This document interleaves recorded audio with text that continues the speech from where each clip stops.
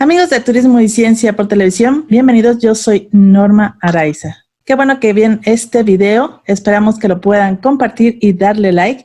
En continuación con el tema que habíamos iniciado en sesiones anteriores sobre la breve historia de México, este día tenemos nuevamente al director de la revista, el licenciado Eulogio Castellanos, y vamos a continuar donde nos quedamos. Estábamos hablando, maestro, del año 1946.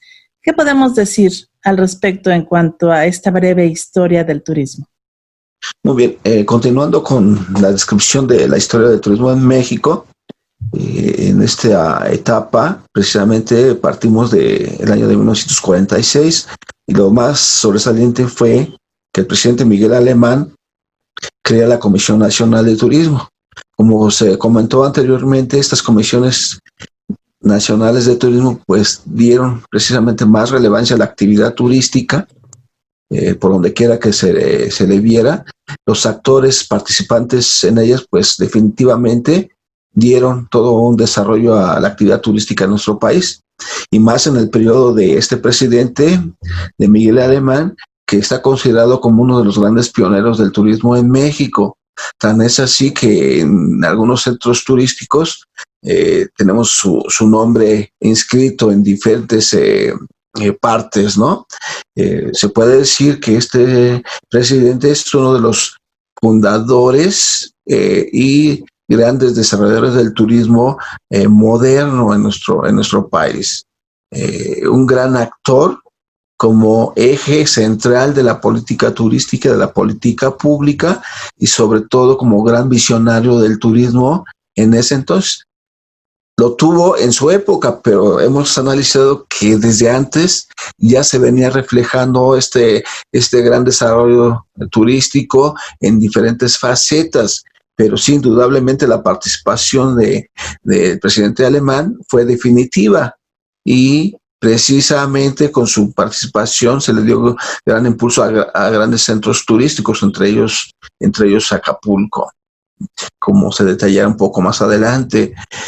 Ya para 1948 ya empiezan a dar operaciones más importantes, más trascendentes, y ahí tenemos precisamente la apertura del Hotel del Prado, uno de los hoteles significativos, importantes de la historia hotelera de nuestro país, y varios estudiosos de la hotelería pues lo ubican como un hecho trascendente, la apertura de este Hotel del Prado.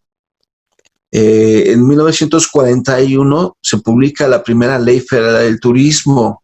Con esto se le da una importancia tan alta a la Ley Federal del Turismo, y precisamente se plasma en este documento, en esta ley, la obligatoriedad para los actores del turismo, y precisamente observamos que para el gobierno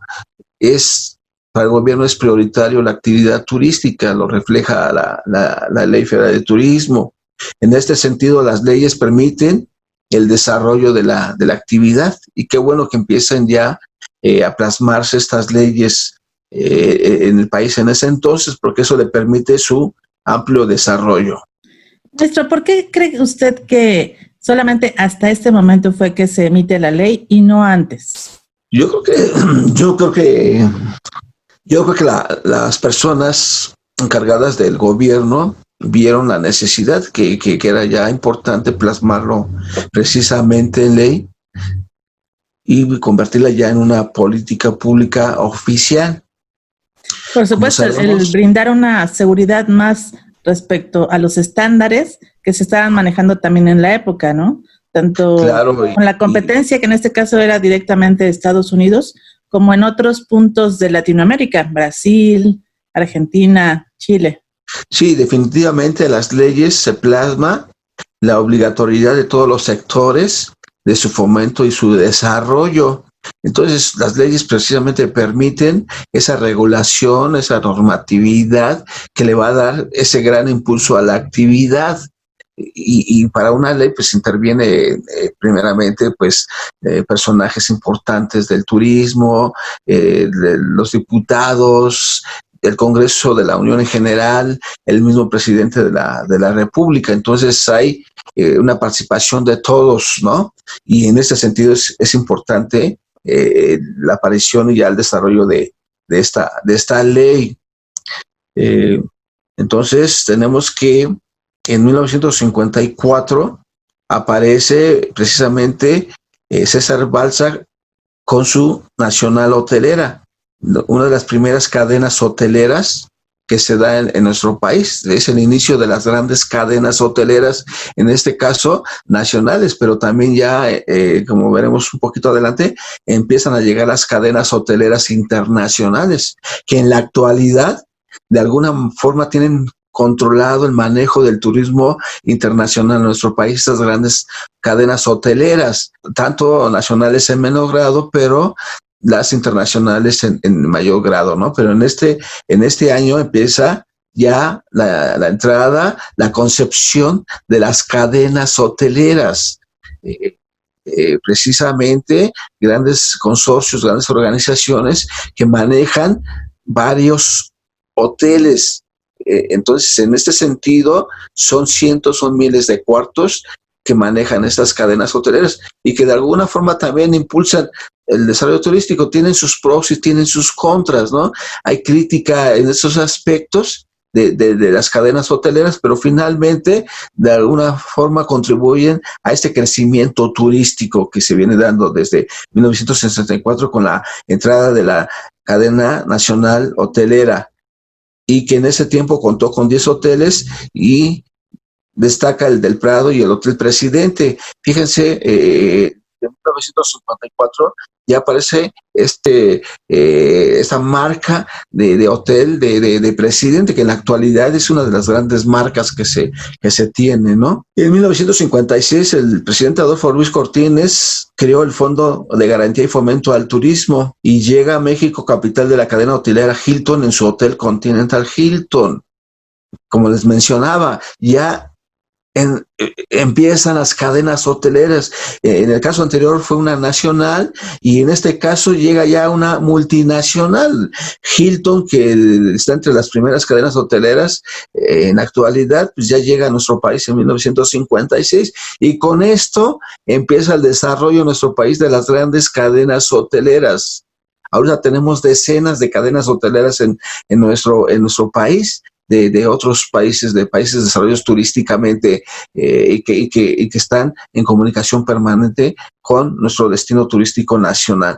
Entonces, que tenemos que en el 56 llega precisamente esta primera cadena internacional de hotelería, y me parece muy, muy interesante en el aspecto de un crecimiento y desarrollo turístico. ¿De acuerdo? Como yo mencionaba, puede haber críticos ante estas situaciones, pero finalmente significó crecimiento y desarrollo turístico para nuestro país, y desde esta época estamos hablando de alrededor de 60, un poquito más de 60 años. Que realmente entonces, es poco, ¿no?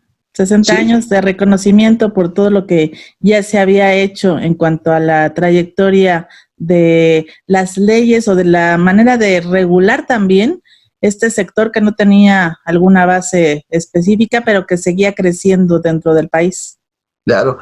Y vamos a citar también que viene el crecimiento aparejado un poco con el crecimiento internacional. México se va moviendo en ese sentido, porque tampoco internacionalmente, y no de muchos países, hay que aclararlo, había ciertos países que estaban creciendo turísticamente, y México se está moviendo en este sentido de los primeros países, ¿no? Y hasta en la actualidad estamos en los primeros países, estamos entre los primeros 10. Nuestro crecimiento y desarrollo viene aparejado un poco con el crecimiento y desarrollo turístico hotelero internacional.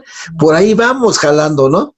Sí, aunque obviamente el turismo que más se apoyó fue el de turismo y playa, a pesar de que en México había pues la factibilidad de utilizar otro tipo de recursos en ese sentido para apoyar todos los sectores. Desde ese entonces empieza a planificarse, empieza a desarrollarse el turismo de las 4 S, Sun, Sea, Sport and Sex, que finalmente queda marcado como el turismo de sol y playa, y se viene manejando desde ese tiempo, y finalmente es el que más se tiene en nuestro país en la actualidad, el turismo del litoral, ¿sí? El turismo de enclave, esta concepción de Fonatur, que lo vamos a explicar más adelante, los polos de desarrollo turístico y los centros integralmente planeados, normalmente son de sol y playa, ¿sí? La gran concepción de planificación que viene precisamente en el 61, cuando se crea el Consejo Nacional de Turismo.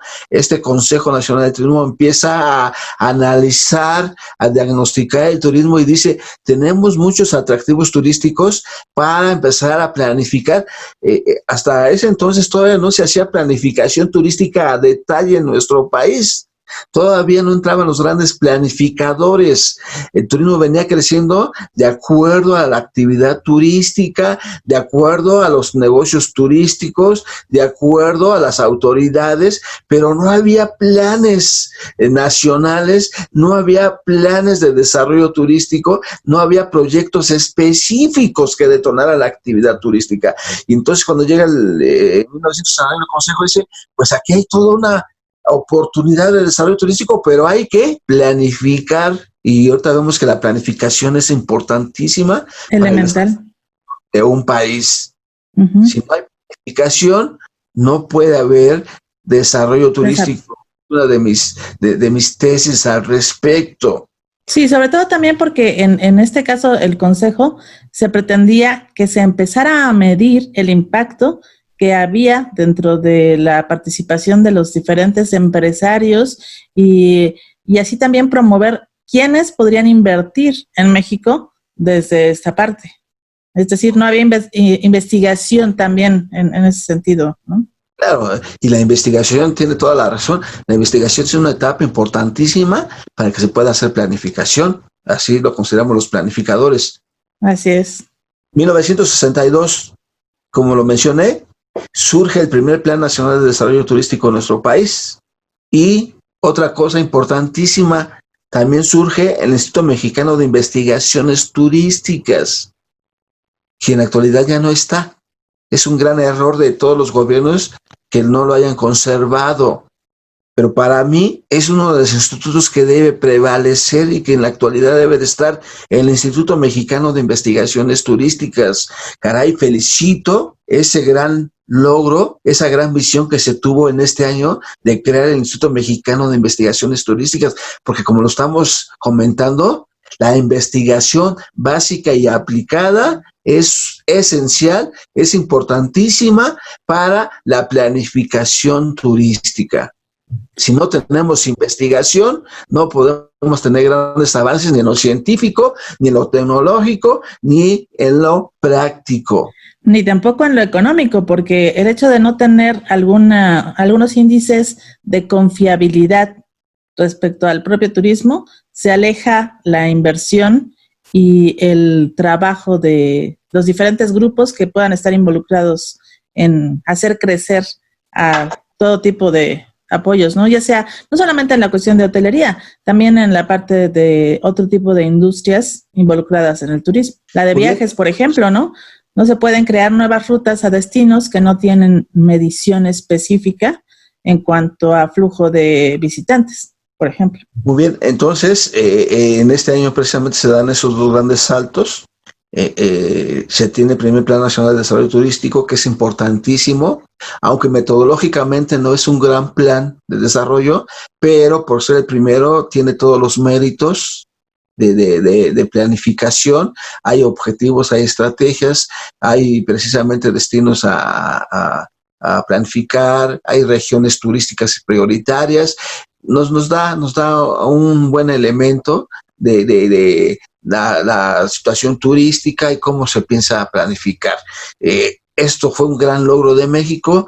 En 1962 la publicación del Plan Nacional de Desarrollo Turístico. Y se llamó plan, no se llamó programa como ahora le están llamando. Se llamó Plan Nacional de Desarrollo Turístico. Lo repito, porque hay planificadores que dicen que no puede ser un plan. Bueno, pues ahí le llamaron plan, ¿de acuerdo?